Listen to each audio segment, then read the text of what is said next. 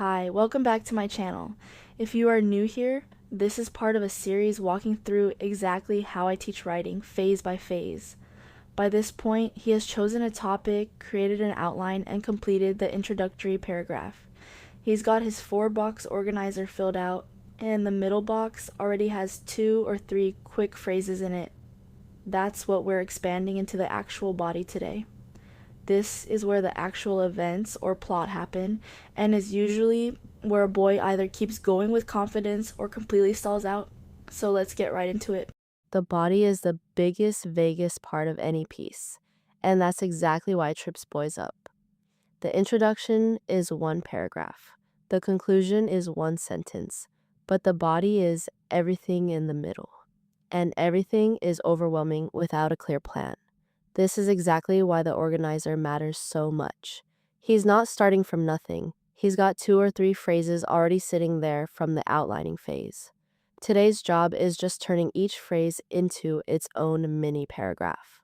Here's the method I use, and it's deliberately simple.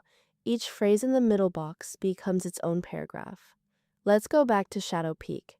His middle box had 3 phrases: favorite level, my main character, beating the boss. That's not 3 sentences. That's 3 paragraphs, one for each. For each paragraph, I ask him 3 questions. What happened? How did it feel? Why does it matter? He doesn't need to answer all 3 in every paragraph, but asking gives him more to work with than just restating the phrase. Let's model all 3, one at a time, thinking out loud just like we did with the outline. Okay, so my phrase is favorite level. What happened? The third level, where you cross the collapsing bridge, took me forever to figure out. How did it feel?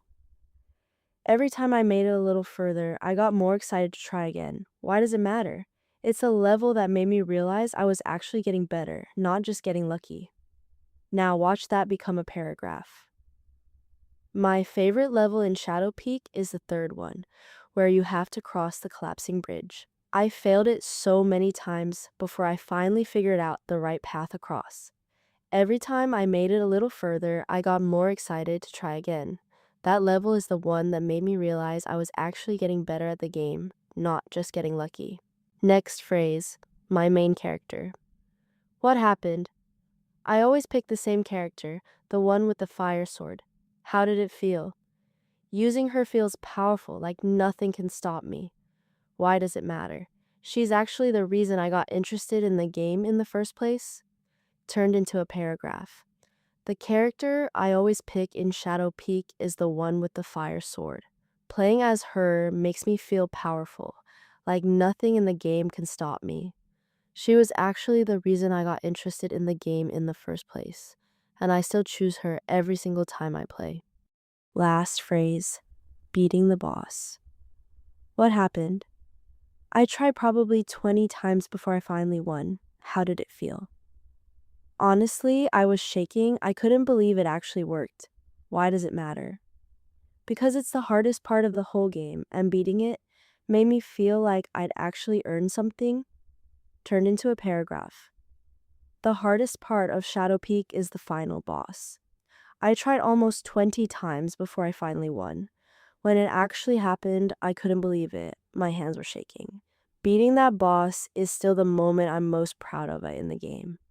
That's the whole body. 3 phrases, 3 questions each, 3 real paragraphs. None of it came from staring at a blank page hoping something would show up.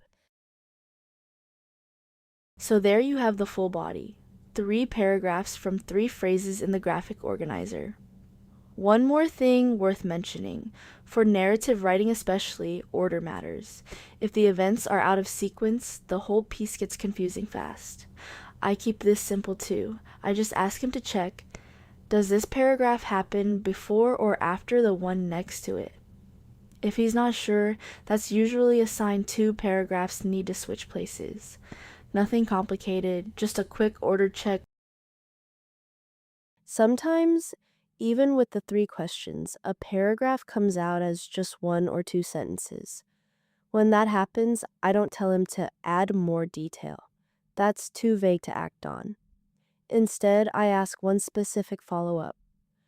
What sounds or noises do you remember from that moment? Or, if you had to describe it to someone who wasn't there, what's the one detail you'd make sure to include? One concrete follow up question almost always gets more out of him than a general instruction. So, to sum up, each phrase from the middle box becomes its own paragraph built from 3 questions. What happened? How did it feel? Why does it matter? Check the order once everything is drafted, and if a paragraph feels thin, ask one specific follow up instead of just saying add more details.